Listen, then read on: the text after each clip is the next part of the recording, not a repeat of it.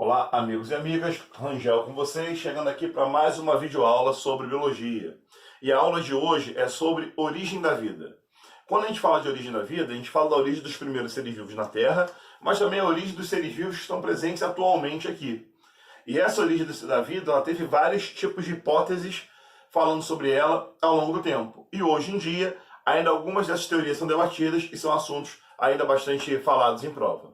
Então a gente vai começar falando sobre a origem da vida a partir das 4 principais teorias que versam sobre o assunto. Bem, a primeira origem mais aceita na Terra, nos dias atuais, por incrível que possa parecer a alguns de vocês, é o criacionismo. Criacionismo é a teoria de origem da vida que acredita que Deus, ou seres divinos, ou divindades, criaram a vida como ela é. No criacionismo, a criação da vida é divina. Deus ou deuses criaram a vida como ela é.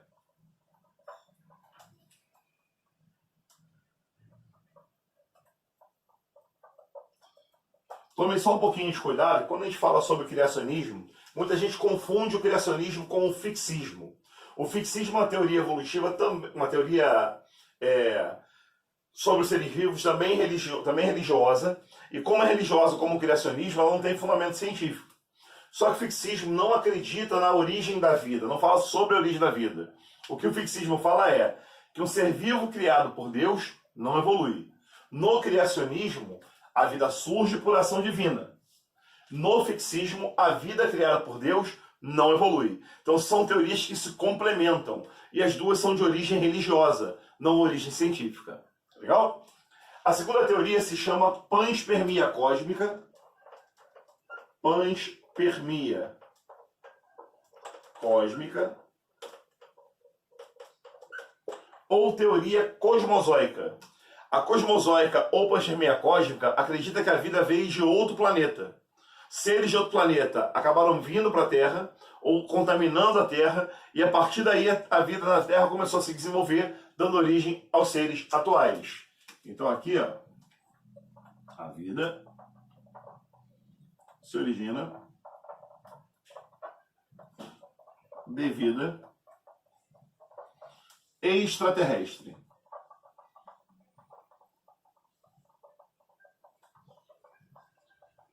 A teoria cósmica, cosmozoica ou panspermia cósmica, ela gera um problema no nosso pensamento. Qual é?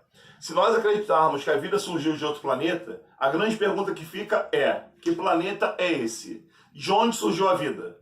Na verdade, se a panspermia cósmica não for levada em consideração, quando você considera ela como teoria, até mesmo teoria científica, porque tem cientistas importantes que acreditam nela, o maior problema é que você não responde de onde veio a vida. Você responde até de onde veio a vida na Terra. A vida na Terra surgiu a partir de vida de outro planeta. Mas isso vai te gerar uma segunda pergunta: de onde surgiu a vida? Não é um problema de surgir novas perguntas, nenhum problema. A ciência é baseada em perguntas. O único problema é que ela não explica diretamente a origem da vida. Ela só adia mais a resposta para a gente procurar em qual planeta, de qual planeta a vida se originou de verdade. A panspermia cósmica, essa teoria de número 2 aqui, ela tem 3 vertentes principais que são acreditadas, e foram acreditadas ao longo do tempo. Na primeira, seres de outro planeta vieram para a Terra e colonizaram a Terra. É a teoria da colonização mesmo. Então vieram seres de outro planeta, trazendo suas plantas, seus animais, etc. E aí ocuparam a Terra, evoluíram e geraram os seres que estão aqui atualmente. A segunda teoria é um meteoro vem de outro planeta para a Terra, trazendo micro-organismos. Atravessaram a barreira da atmosfera, o que foi bem difícil de acreditar, né? Porque o atrito do meteorito com a atmosfera geraria temperaturas altíssimas, matando qualquer ser vivo do modelo que nós conhecemos hoje, até porque o atrito levaria a temperaturas acima de 1000 graus Celsius. Gente, e com 200 graus Celsius, 250, o leite hoje em dia é fervido para matar micro-organismos presentes dentro dele, encapsulados dentro deles. Então, na panspermia cósmica por meteorito, bactérias ali teriam contaminado a Terra e essa contaminação teria gerado a evolução como é. E a terceira teoria, mais aceita nos dias atuais por quem acredita na panspermia, é também contaminação. Mas de que nível? Da mesma forma que o humano foi à Lua e andaram sobre a Lua, ou que mandaram sondas para Marte e sondas para o espaço, que podem ter entrado em órbita de outros planetas e caído sobre eles, isso poderia ter acontecido na Terra também. Seres de outro planeta extraterrestres vieram à Terra, ao chegar à Terra foram andar sobre ela para coletar material e acabaram infectando a Terra com seus micro-organismos, contaminando a Terra com seus micro-organismos. As roupas que eles usavam para proteção, ao tocar o nosso solo, deixaram micro-organismos que conseguiram condições ideais para se reproduzir e sobreviver e acabaram evoluindo, gerando a vida como ela é. Essa é a teoria da panspermia cósmica ou cosmozoica. Terceira teoria sobre a origem da vida, a abiogênese. Na teoria da abiogênese, a vida surge de maneira espontânea. Por exemplo, pétalas de flores que caem de uma rosa originariam borboletas. Troncos de madeira boiando sobre lagoas originariam cisnes. A bruma da mesma lagoa, a nuvem e a névoa sobre a mesma lagoa se condensaria ao longo do dia e originaria sapos. Essa é a abiogênese, também conhecida como geração espontânea.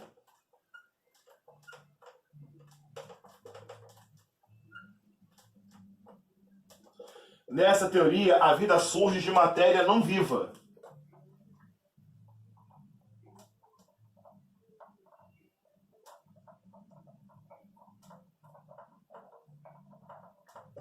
Essa matéria não viva encontra a condição ideal de desenvolvimento e aí, ao se desenvolver, origina um ser vivo atual. Pela teoria da abiogênese ou geração espontânea, vida surge de matéria não viva. E a última teoria sobre a origem da vida é a teoria da biogênese. A grande diferença da biogênese para a abiogênese é que na biogênese a vida só surge de vida pré-existente. Se você quer um animal de estimação na sua casa, você depende de um macho e de uma fêmea da mesma espécie desse animal, para que esses caras possam cruzar, ter filhotes, e esse filhote ser seu animal de estimação. Então, para você um ser vivo novo, você quer um passarinho de uma espécie X qualquer, 2 passarinhos, um macho e uma fêmea da mesma espécie devem cruzar para ter esse filhote. Na biogênese, a vida só surge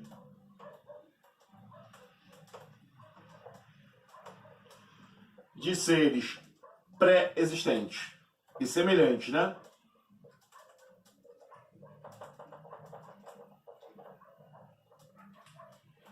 Como assim? Pré-existentes e semelhantes. Se eu quero ter um elefante de estimação, não adianta eu pegar um leão e uma leoa e botar para cruzar, que não vai nascer elefante. Mas de um elefante e uma leoa, o cruzamento deles vai gerar meu elefantinho para eu ter como estimação. Tá legal? Então essas são as 4 teorias mais aceitas sobre a origem da vida. Dê esse espaço para você dar aquele print. Eu volto já já, seguindo a história, contando as diferenças, ou melhor, o dualismo que houve na ciência entre abiogênese e biogênese ao longo do tempo. Então, como eu ia dizendo, durante bastante tempo, houve um dualismo na ciência entre a abiogênese e a biogênese. A biogênese, a vida surgia de forma espontânea, né? A partir de matéria inata ou com transformação, novos seres vivos surgiriam. Na biogênese, para surgir vida, só de vida pré-existente e semelhante. A história mais ou menos era assim.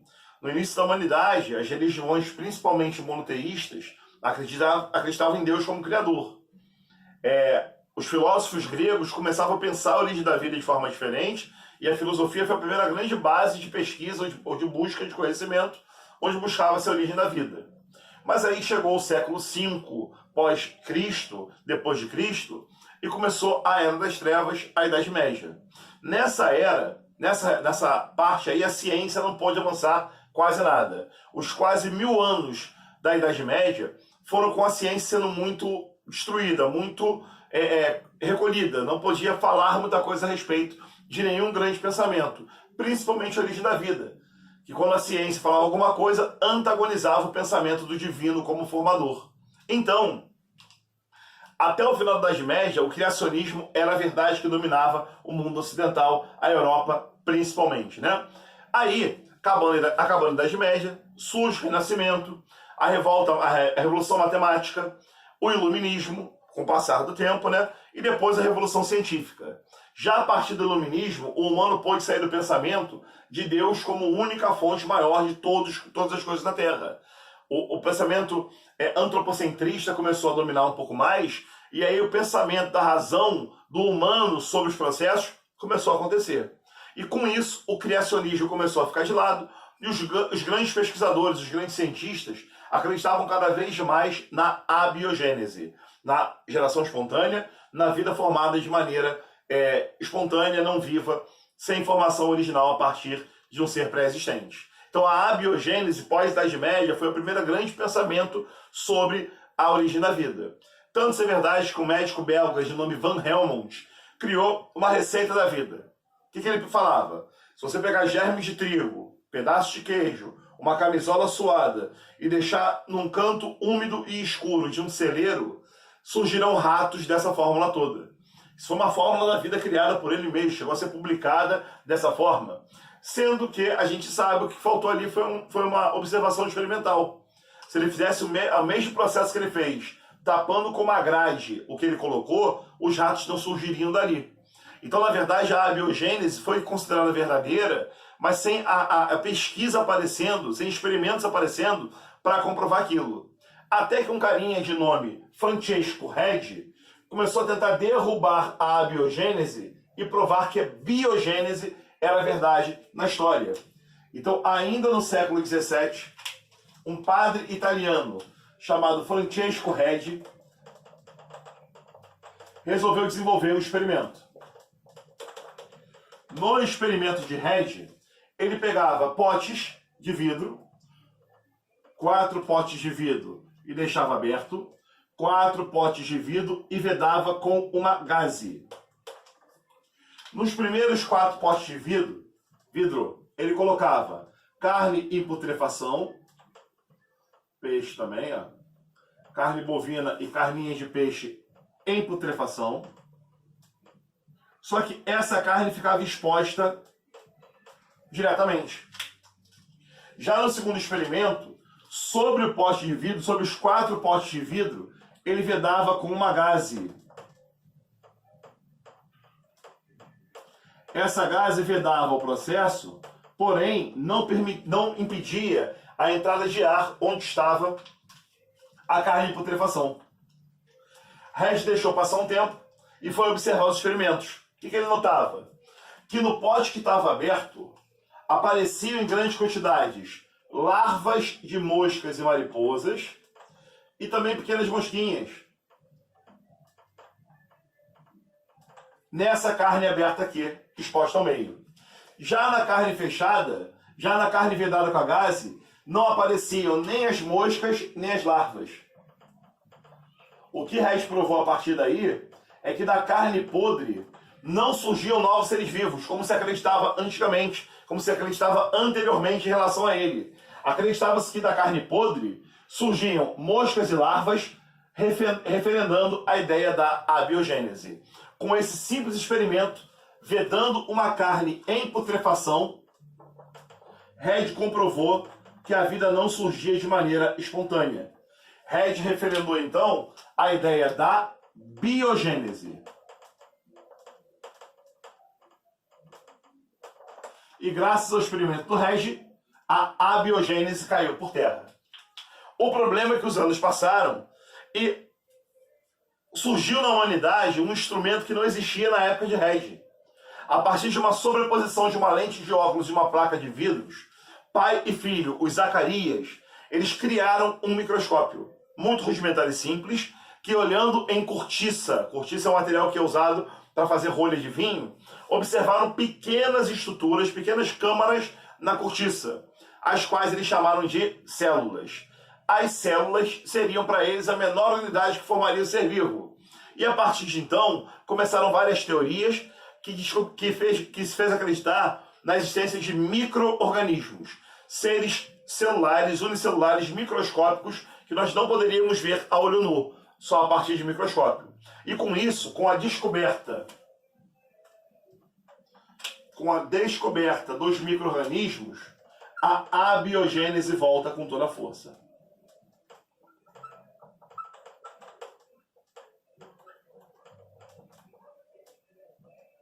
micro-organismos.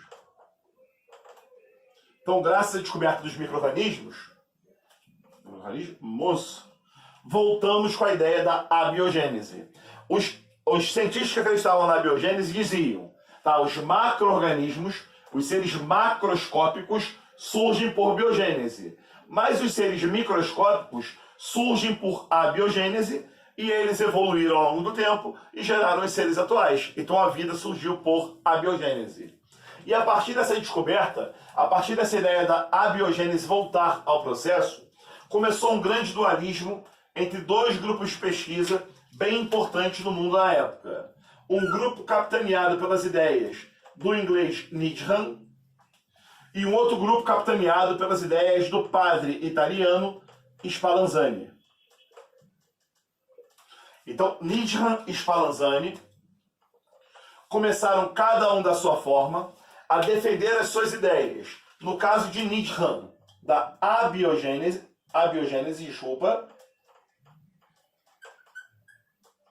e no caso do Spallanzani, da biogênese. O engraçado é que os dois fizeram o mesmo tipo de experimento e cada um saiu com a sua interpretação. Como é que foram os experimentos dele? Foi o seguinte, ó. Nietzsche pegou um tubo de ensaio e nesse tubo de ensaio ele colocou caldos de carne. Então preparou um cozido de carne, o caldo que sobrou da carninha, ele colocou no tubo de ensaio. Qual foi o próximo passo dele? O próximo passo de Nietzsche foi aquecer esse tubo de ensaio. Colocar o tubo de ensaio no fogo. Para Nietzsche, ao cozer o caldo de carne, os micro-organismos que existiam aqui iriam morrer. Então morreram os micro-organismos, ele esterilizou a solução, esperou esfriar e logo após vedou com uma rolha. A vedação tinha como intuito impedir a entrada de ar, porque para a ciência na época só poderia existir novos seres vivos se o ar entrasse e chegasse naquele ambiente. Porém, Nietzsche ferveu, vedou e ao vedar o ar não entrava. Mesmo assim, após alguns dias, o potinho aparecia completamente contaminado com micro-organismos. Aí ele mostrava, tá vendo? Fervi. Deixei um pouco de tempo resfriar para o sopro vital entrar. Vedei com uma rolha e os micro-organismos surgiram. A vida surge de maneira espontânea. Aí, Spallanzani fez um experimento bem parecido. A grande diferença do experimento de Spallanzani para o de Nietzsche é que, em vez de usar um tubo só, o Spallanzani chegou a usar 4 tubos de ensaio diferentes. Por que ele usou tantos mais assim? Deixa eu dar uma apagada que foi um pouquinho grande. Por que o Spallanzani usou tantos tubos diferentes assim em relação ao Nietzsche? Porque o Spallanzani fez vedações diferentes. O Spallanzani pegou o caldo de carne, colocou em 4 tipos de tubos de ensaio diferentes, da mesma forma que o Nietzsche aqueceu, levou ao fogo. E a diferença do Spallanzani para o Nietzsche foi como foi vedado esse tubo. O Spallanzani fez 4 tubos, né? O primeiro tubo ele ferveu e deixou aberto. O ar entrava normalmente. O segundo tubo ele ferveu e vedou com uma gaze. O ar continuaria entrando. No terceiro tubo ele ferveu e vedou com uma rolha. E o quarto tubo ele ferveu e usando o próprio vidro do tubo aquecido, ele fechou com o próprio vidro do tubo. Um tubo ainda quente. O que aconteceu? Quanto mais bem vedado era o tubo, menor a contaminação por micro-organismos. Então o tubo aberto contaminou muito. O tubo fechado com gás contaminou menos, mas contaminou, levou mais tempo para contaminar. O tubo fechado com rolha levou mais tempo ainda para contaminar. E o tubo fechado com o vidro nem contaminou. Então, em todos os casos que houveram contaminação, o tempo foi maior. Aquele que não houve contaminação, que foi fechado por vidro, foi o principal alvo de crítica da galera do Nietzsche. O que eles criticavam? Aí ele vedou o tubo de tal forma que não entrava ar. Se não entrar o ar, não tem sopro vital. Se não tem sopro vital, a vida não vai começar. Então, vedar de forma que o ar não entre não era justificável pelos pesquisadores que acreditavam na abiogênese. Por isso, durante muitos anos, as ideias de Nichiren e Spallanzani se sobrepunham e ninguém sabia quem estava com a razão. Até que, já no século XIX, nos Alpes suíços, um francês de nome Louis Pasteur dizimou essa dúvida. O experimento de Pasteur foi feito, primeiro, em um ambiente onde os micro-organismos não têm tanta boa-vida assim, Alpes suíços, temperatura absurdamente baixa. Segundo, ele fez o experimento de forma em que o tubo de ensaio, onde ele estava cozinhando o caldo de carne, pudesse ter contato com o ar. Só que ao ter contato com o ar não conseguiria contaminar o caldo que estava ali. Não surgiriam, não apareceriam micro-organismos do caldo de carne. Como é que Pasteur fez? A primeira coisa que ele fez foi usar um balão de vidro que tinha um pescoço exposto assim. Usando o fogo, Pasteur modificou o formato desse pescoço. Ele aqueceu o vidro e trouxe ele uma curvatura, mais ou menos assim. Então ele fez, pegou o balão, aqueceu o pescoço do balão e gerou nele uma curvatura que logo depois ele chamou de balão pescoço de cisne. Porque ele se entortava igual um pescoço de cisne. O que Pasteur fez? Antes de fazer a dobradura no pescoço, ele enfiou o caldo de carne no balão. Então tá lá o caldo de carne. Hoje em dia seria aquele caldo de carne Knorr. Na época era um caldo de carne real, cozinhou a carne, cozeu a carne e o caldo que ficou ele usou para o experimento. Depois aqueceu o pescoço e deu aquela curvatura que vocês estão vendo ali. O que vai acontecer então? Ele aquece o caldo de carne. Ao aquecer, o vapor da água passa pelo tubo e vai para o meio externo, provando que o ar poderia passar por esse tubo aqui, sem nenhum problema. E deixou exposto ao ambiente. A temperatura diminuiu, chegou à temperatura ambiente, passou o tempo e o tubo não contaminou. Pasteur provou então que mesmo exposto ao ar atmosférico, esse cara não contaminava, mostrando que os micro-organismos, mesmo com ar, não eram formados se eles não tivessem acesso direto ao caldo de carne. Bom, mas como é que ele mostrou isso? Olha só, o vapor que saía aqui acabou criando uma barreira junto com a curvatura do pescoço para os micro-organismos. O ar continuaria entrando sem nenhum problema no pescoço de cisne do tubo do Pasteur. Só que os micro-organismos não conseguiam passar dessa região, ó. Não conseguiam vencer a força da gravidade, nem o vapor que saía de água desse ambiente aqui. Mesmo sem vapor, os micro-organismos não ganhavam da gravidade. E Pasteur provou que ele conseguiria gerar uma contaminação com esses micro-organismos. Como assim? Pegando o balão sem contaminação, ele inclinou o balão, ele girou o balão para frente.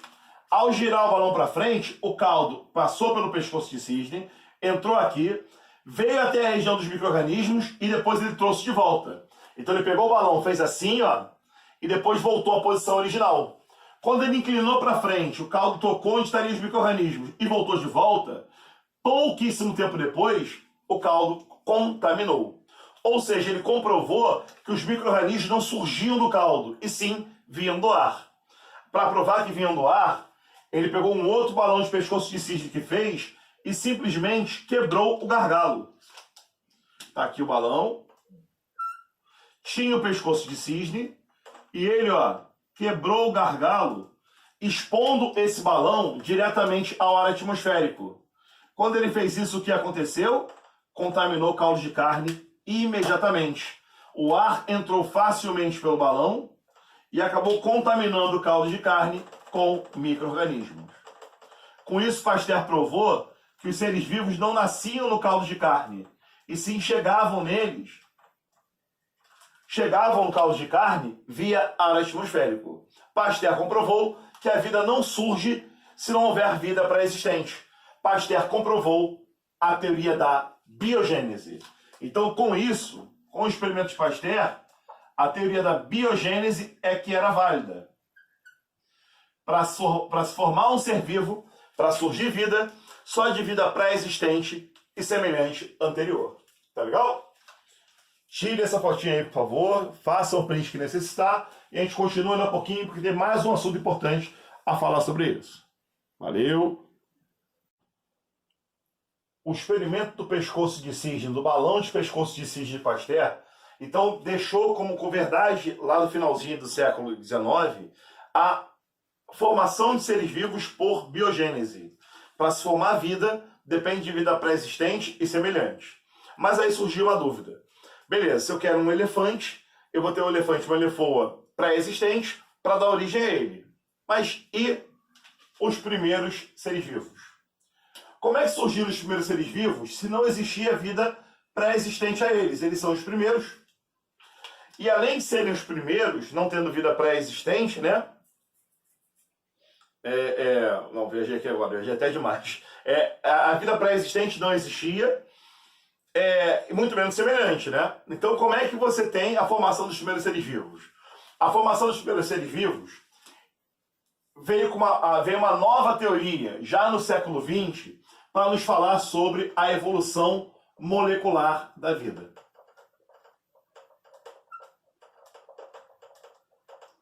Dois pesquisadores importantíssimos para a biologia.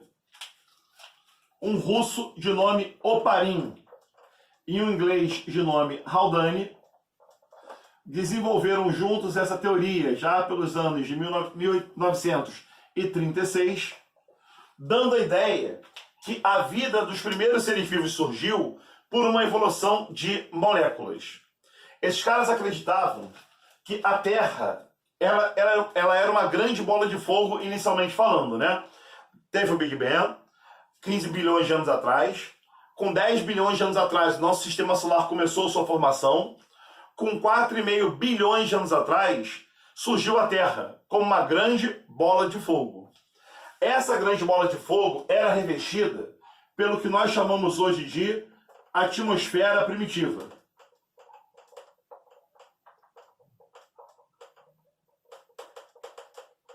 Essa grande bola de fogo, na verdade, era rocha incandescente, magma revestindo a Terra como um todo. Esse magma derretendo rocha fazia subir para a atmosfera gases que ficavam ao redor da Terra, atraídos pela gravidade da Terra. Esses gases formavam a atmosfera primitiva. E segundo esses caras aqui, os gases presentes na atmosfera primitiva seriam o metano, a amônia, o vapor de água e o gás hidrogênio. Então, metano, amônia, vapor de água e hidrogênio formavam os 4 gases da atmosfera primitiva que rodeavam todo o nosso planeta, todo o nosso planeta, o globo terrestre. Tá legal?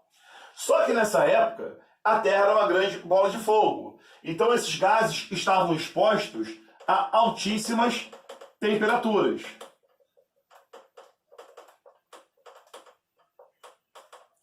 Além das altas temperaturas, a radiação solar incidia diretamente sobre a Terra. Não tinha uma grande proteção. Então existia aqui, uma grande dose de radiação solar incidindo sobre esses gases. Com o tempo, a Terra começou a passar por processos de resfriamento, condensação do vapor de água da atmosfera e precipitações. A radiação solar atuou como uma estrutura altamente ionizante, quebrando parte das moléculas e gerando cátions e ânions, que se chocavam durante a precipitação da água no resfriamento da Terra e geravam descargas elétricas. Então agora,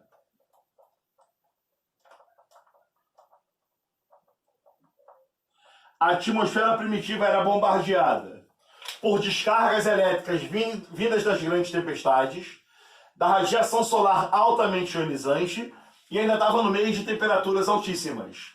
Esses gases, então, começaram a se ionizar e ter capacidade de reação entre eles. Estimulados por esses catalisadores aqui, esses caras ionizaram, viraram moléculas reativas e começaram a precipitar com as chuvas. A precipitação feita pelas chuvas fez com que a água resfriasse parte da crosta e começasse a se acumular, formar bolsões de água sobre a crosta terrestre. Seriam os primeiros oceanos primitivos. Então, pela precipitação, surgem os primeiros oceanos, revestindo a crosta terrestre. É óbvio que se compararmos com o oceano atual, isso aqui é uma poça d'água, né? Um aglomerado de água ilhado em algum lugar, recoberto, não, revestido por terra por todos os lados, onde precipitariam moléculas que foram ionizadas por ação desses carinhas aqui, caindo nos que nós chamamos oceanos primitivos. Essas moléculas ionizadas começariam a reagir entre elas, ligar-se umas às outras, se aproximar, formando moléculas cada vez mais complexas. Com o passar do tempo, a complexidade molecular dos oceanos originou as primeiras e mais simples moléculas orgânicas. As moléculas orgânicas formadas aqui, elas vieram da reatividade desses elementos químicos que estavam formando a atmosfera primitiva. Então, nos oceanos primitivos, surgiram as primeiras moléculas orgânicas. As moléculas presentes nesses oceanos deram nome ao que se chamou depois de sopa primordial. Um aglomerado molecular em ambiente aquático que poderia simplesmente reagir entre si. Nos oceanos agora nós temos várias moléculas orgânicas com diversas características químicas. Moléculas hidrofóbicas, hidrofílicas, polares, apolares, com certo grau de ionização, maior ou menor, cátions e ânions. Então vários elementos presentes no meio que poderiam reagir entre si. Com o passar dos anos, e com o passar bem grandão dos anos, essas moléculas foram ficando cada vez mais complexas e começaram a se aglomerar por afinidade. Então moléculas que tinham características em comum, presentes nesse ambiente aquático, começaram a se aglomerar. E eu posso te dar um exemplo simples. Imagina você com um copo de água, que você bote 3 gotas de óleo afastadas no mesmo copo. Deixa passar um tempo. Depois de um tempo você vai ver que essas 3 gotas de água viraram uma gota única. O óleo é hidrofóbico. Presente na água, ele tende a se aglomerar. E a mesma coisa ocorreria com moléculas orgânicas hidrofóbicas, ou hidrofílicas, ou polares. As moléculas tenderiam a se juntar e formariam aglomerados moleculares. Então, a partir da fusão, da junção dessas moléculas orgânicas, surgiriam complexos moleculares que não são seres vivos, só complexos moleculares denominados coacervados.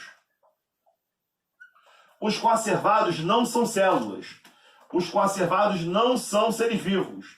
São só aglomerados moleculares que se ligaram no ambiente aquático por um grau de afinidade existente entre eles. Então você teria, por exemplo, uma membrana externa que não era uma membrana, mas um aglomerado de moléculas que isolaria o coacervado do meio, e dentro dele, compostos como carboidratos, compostos como lipídios, compostos como proteínas. Então, na verdade, existiriam um aglomerado molecular com vários tipos de compostos orgânicos e inorgânicos diferentes reagindo nesse complexo todo. Esses eram os coacervados. Mas, Rangel, os coacervados já eram seres vivos? Não. Porque para ser ser vivo falta o principal. A molécula orgânica que comanda essa bagaça. A molécula orgânica que faz os caras terem capacidade de reprodução. A molécula orgânica que organiza as reações químicas dentro do organismo. Então, os coacervados, para virarem seres vivos, sentiam falta ainda de um tipo de composto orgânico. Enquanto os coacervados foram evoluindo, esse composto orgânico surgiu e também começou a passar por seus processos de evolução. As moléculas orgânicas do oceano primitivo continuaram reagindo entre si, enquanto os coacervados existiam e evoluíam. E dos coacervados é que surgiriam os primeiros seres vivos. Mas para os coacervados formarem os primeiros seres vivos, como eu acabei de dizer, falta ainda um composto orgânico importantíssimo. Quem comande metabolismo e comande divisões celulares. Que composto orgânico é esse? O ácido nucleico. Ácido nucleico, nós conhecemos dois tipos diferentes, DNA e RNA. O ácido nucleico que comanda a célula, tanto na divisão como na reprodução, como no metabolismo, chama-se DNA. Mas na origem da vida, na formação dos primeiros seres vivos, você acredita que seria o DNA a primeira molécula formada para os coacervados darem origem ao primeiro ser vivo? Obviamente que não. Por que não? Porque, na verdade, o primeiro ser vivo deveria ter a molécula mais simples de todas. E se você comparar DNA com RNA, quem é mais simples? Comparando DNA com RNA, mais simples, sem dúvida, é a molécula de RNA. Por que ela é mais simples? Porque ela tem apenas um filamento de nucleotídeos ligados um ao outro. Porque essa molécula tem capacidade catalítica. Eu não sei se você lembra ou sabe, RNA consegue fazer edição de si próprio. O processo onde o RNA edita a si próprio se chama splicing, ou processamento. Ou seja, o RNA é catalisador. Catalisadores biológicos são chamados de enzimas. Então esse cara poderia funcionar catalisando reações químicas. Olha que bacana. Além de ser simples e catalisar reação química, seria a molécula mais fácil de ser formada. Então, essas moléculas orgânicas, dentre elas, surge o tal do RNA, que se junta aos coacervados, e a fusão do RNA ao coacervado, aí sim formaria o primeiro ser vivo. Gente, eu não sei nem quanto tempo eu levei para te falar que na atmosfera primitiva tinham moléculas inorgânicas que, por ação de descargas elétricas, radiação solar e altas temperaturas, reagiram entre si, precipitaram com o resfriamento da Terra, junto à água, formando oceanos primitivos, lotados de moléculas que reagiram e originaram moléculas orgânicas, dando origem ao caldo primordial ou sopa primordial.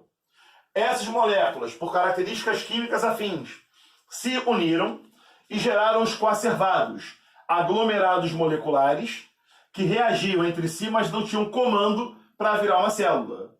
Os coacervados receberam com o tempo o primeiro ácido nucleico surgido na Terra, e com ácido nucleico e uma membrana já lipídica revestindo tudo, isolando o coacervado do meio, originaram os primeiros seres vivos.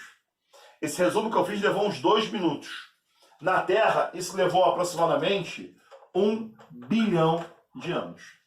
Então foi um processo lento e gradativo de alteração de moléculas, dando certo e dando errado, aglomeração de moléculas, junção de moléculas novas para o primeiro ser vivo surgir.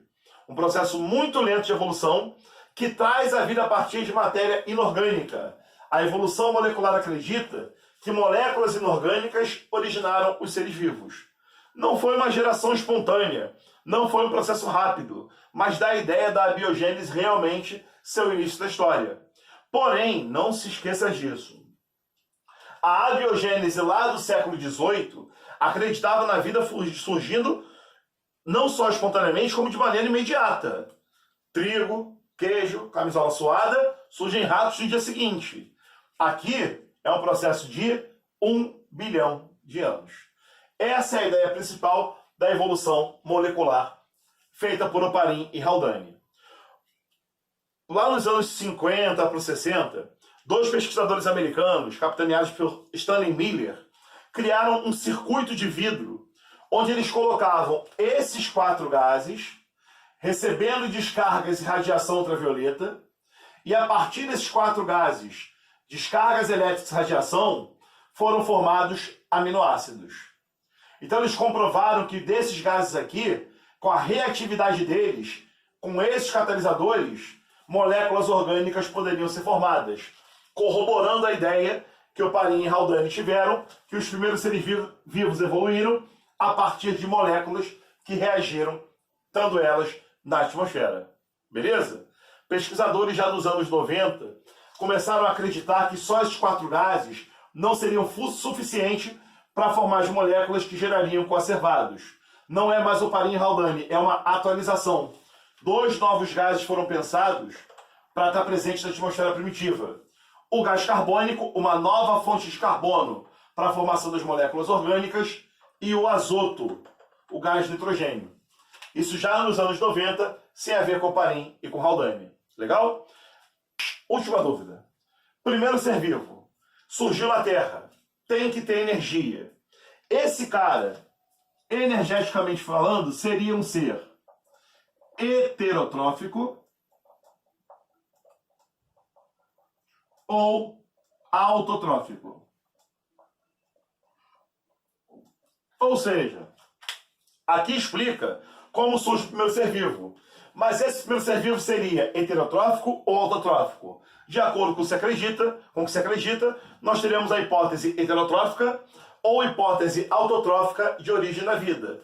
A próxima parte do vídeo, o próximo vídeo vai mostrar para vocês exatamente como seriam as duas hipóteses, a heterotrófica e a autotrófica. Beleza?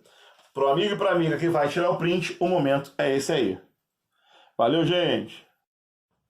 Então, o primeiro ser vivo que surgiu na Terra há 3,6 bilhões de anos atrás, depois da evolução molecular da vida. Ele era autotrófico ou era heterotrófico? Vamos ver as duas hipóteses aí para a gente entender o que se pensa em cada uma delas. A primeira hipótese é a hipótese heterotrófica, que ainda é válida em vestibular. Muita gente acredita nela como hipótese verdadeira. Nessa hipótese do primeiro ser vivo, ele seria heterotrófico. E aí vale a pena te lembrar, metabolismo energético heterotrófico, nós temos 2 tipos principais. Ou o ser vivo faz a fermentação, ou o ser vivo respira. Comparativamente falando, quem é mais simples? A respiração ou a fermentação? Bem, a fermentação ela tem 2 fases. A glicólise e depois tem aquela parte onde o piruvato vai dar origem ou a lactato, ou a etanol e gás carbônico, é onde os NADs perdem os hidrogênios que pegaram ao longo da glicólise. É onde o piruvato é reduzido. 2 etapas apenas. É uma quebra incompleta na fermentação. Na respiração, a glicose é oxidada completamente até gás carbônico e água. E a quebra da glicose ainda tem que ter uma estrutura complexa como a mitocôndria. Ou então ocorrer no citoplasma da célula com vias metabólicas complexas como o ciclo de Krebs e a cadeia respiratória já na membrana. Ou seja, a respiração é muito mais complexa do que a fermentação. Então o primeiro ser vivo possivelmente era um ser fermentador. Mas, gente, esse ser fermentador era eucarionte ou procarionte? Se é o primeiro ser vivo, será que já teria membrana nuclear e organelas como o eucarionte? Ou seria um ser com material genético disperso no citoplasma e com metabolismo ocorrendo de forma aleatória dentro do mesmo citoplasma? Seria mais simples, né? Seria o ser procarionte também. Esse procarionte seria formado por uma célula ou por várias células? Por uma célula só, né? Então os primeiros seres vivos seriam seres bem simples e, de acordo com a primeira teoria, com a primeira hipótese, a hipótese heterotrófica, seriam organismos procariontes, heterotróficos,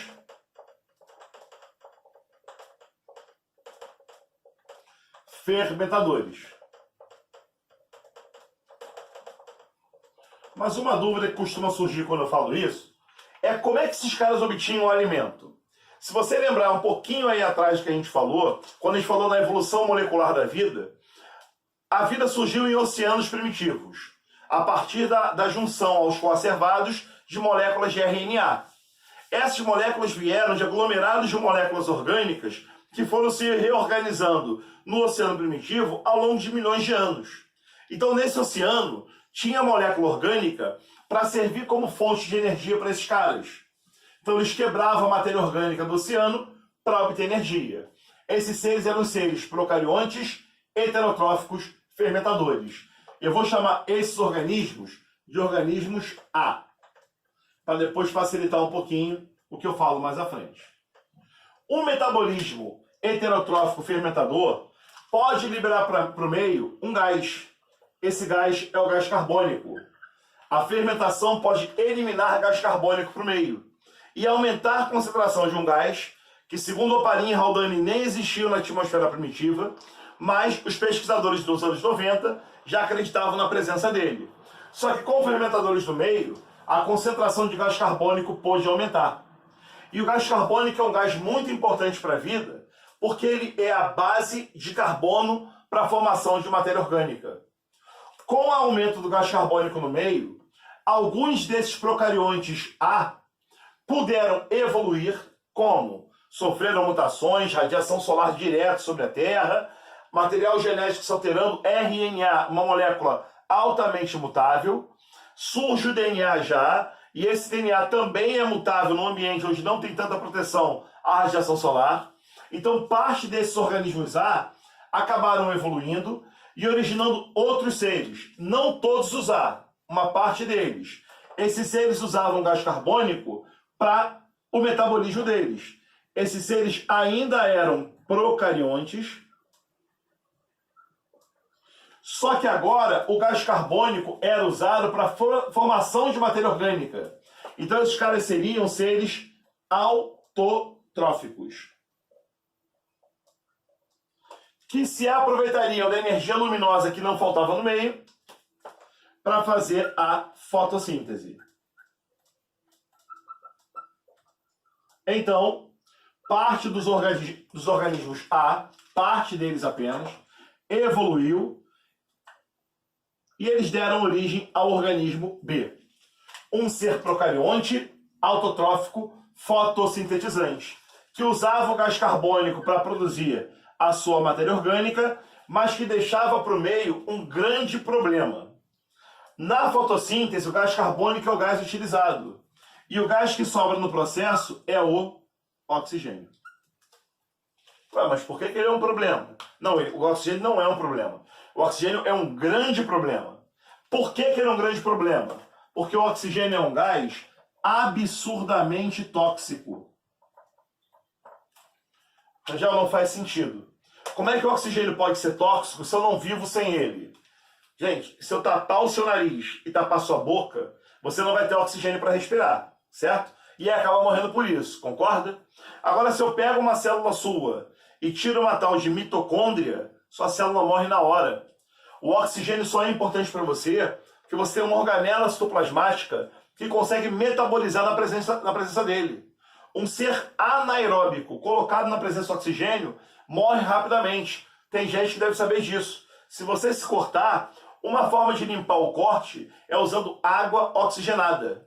A água oxigenada, quando entra em contato com o corte, esse corte de células foram destruídas e uma enzima de nome catalase, presente numa estrutura chamada de peroxissomo, fica exposta no meio.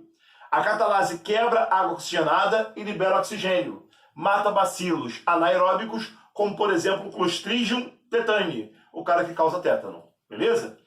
O oxigênio tóxico seria péssimo e começaria a matar esses próprios seres, os dois. Até o Bergel, sim, porque ele elimina gás carbônico, que é ruim para ele. Então esses caras morreriam com oxigênio no meio. E por que não morreram? Não morreram porque no ambiente aquático à época ainda, existia uma concentração muito grande de íons ferrosos.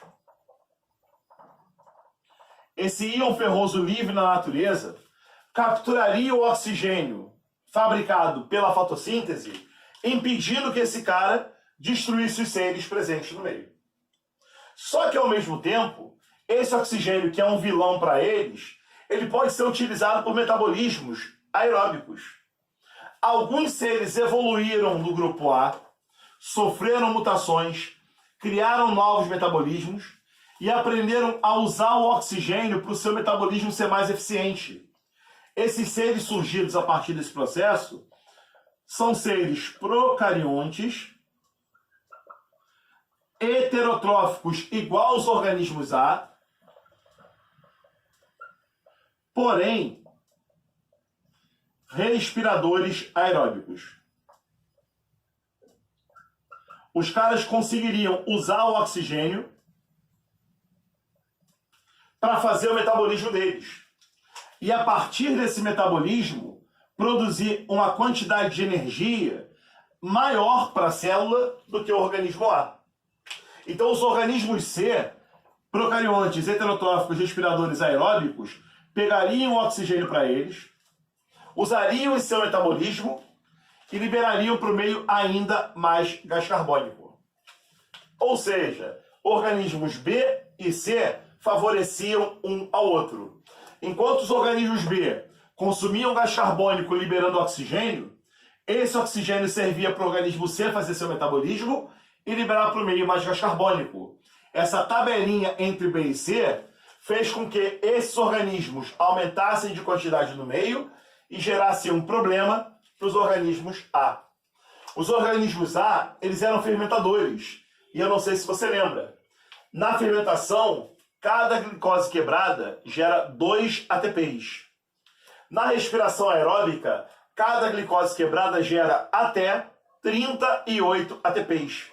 Ou seja, energeticamente falando, esses caras são menos complexos que esses. Esses caras são mais eficientes. Como eles são heterotróficos, buscam alimento da mesma fonte. Então o que começou a acontecer é uma competição entre os organismos A e C.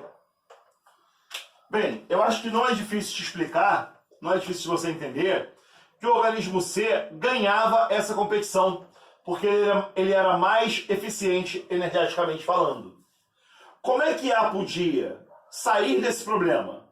Como é que A podia evoluir para acabar com o problema de ter menos energia, absorvendo mais glicose? Quanto mais glicose ele metabolizasse, melhor seria para ele, certo? Então, uma solução que ele podia tentar era aumentar o tamanho dele. Sendo maior, dá para absorver mais glicose e gerar mais energia, não é? Só tem um problema. Quando uma célula cresce assim, o volume dela cresce ao cubo. A área cresce ao quadrado. Então, na verdade, esse aumento da célula sobrecarrega a membrana. E possivelmente essa membrana vai estourar. Então, esse crescimento absurdo do volume da célula leva a um colapso da membrana, gerando a morte da célulazinha aqui ao longo do tempo. Aumentar de maneira inadvertida de tamanho não foi a melhor solução para essa célula. Como é que ela podia então ficar mais eficiente? Crescendo. Ué, já, mas crescendo não dá certo. Sim, crescendo. Só que o crescimento dela agora seria diferente. Em vez de aumentar o volume e crescer para fora, a célula começaria a crescer para dentro. Sofrendo invaginações de membrana, a membrana celular invadindo o citoplasma, se dividindo no citoplasma e dando origem a estruturas membranosas no citoplasma da célula. Há estruturas com membrana que hoje chamamos de organelas citoplasmáticas. A invaginação de membrana feita dos organismos procariontes, heterotróficos, fermentadores, criou para dentro da célula estruturas membranosas, inclusive uma estrutura que separava o material genético do resto do citoplasma da célula. Então esses seres por invaginação teriam evoluído. E a partir do organismo A, alguns seres, não todos, deram origem aos primeiros seres eucariontes. Só que esses eucariontes evoluíram daqui, ó. Apesar de serem eucariontes, esses caras ainda seriam heterotróficos, fermentadores.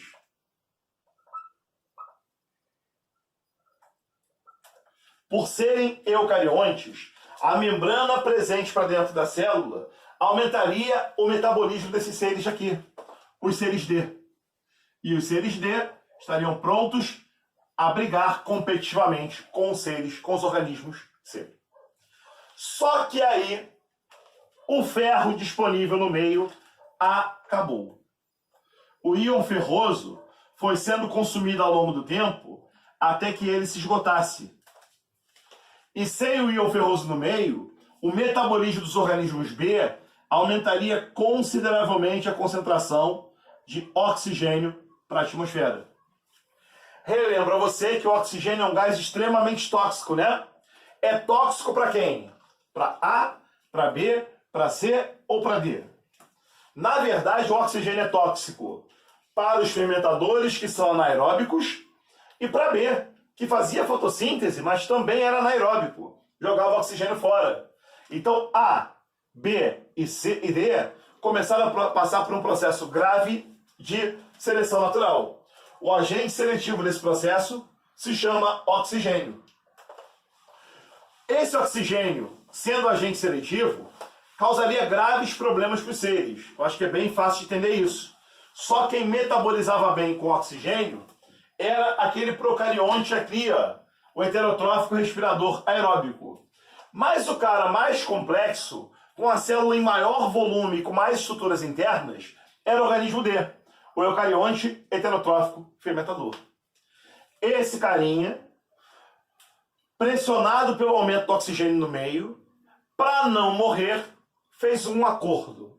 Que acordo foi esse?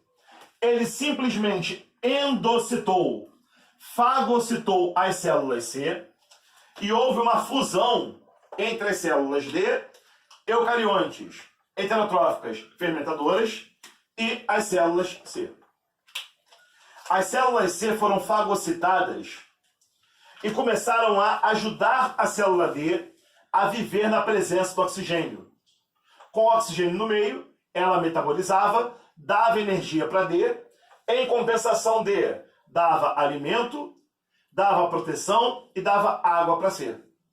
A fusão dessas células deu origem aos protozoários primitivos. Aqui no quadro até agora só tinha cera procarionte. Evoluímos gerando os eucariontes, ainda anaeróbicos.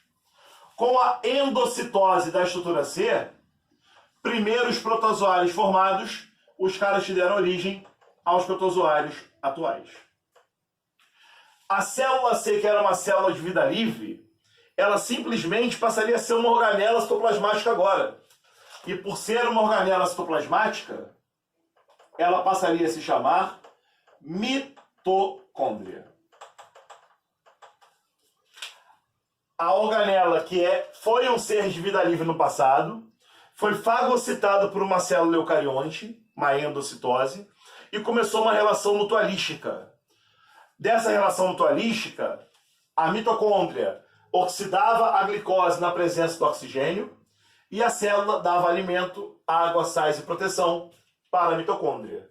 Juntaram-se os dois, formando os primeiros seres, os primeiros protozoários ainda primitivos nesse meio. Com o passar do tempo, nutrientes não estavam mais tão disponíveis assim. O consumo de alimento do meio fez escassear alimento para os seres. Com isso, esse protozoário viu a necessidade de produzir matéria orgânica para si. E qual foi a ideia, então, para isso acontecer? Esses caras que já estavam juntos numa relação mutualística, numa relação de simbiose, de ajuda mútua, acabaram fagocitando, endocitando um novo ser de vida livre. Um outro ser de vida livre do meio, que pôde ser endocitado e colocado para dentro da célula, e a partir de então, produzir matéria orgânica para esse ser. Que organismo era esse? Que organismo desses quatro aí é capaz de fabricar matéria orgânica? Quem fabrica matéria orgânica é o procarionte autotrófico fotossintetizante.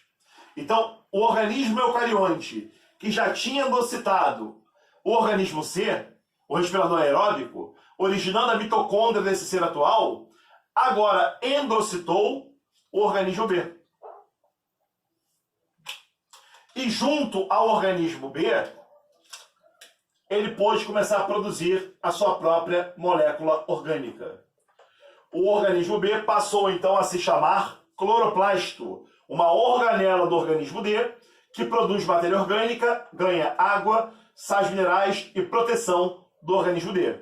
Dá matéria orgânica para a célula D, a célula D dá proteção, água, sais e energia se necessário para o organismo C.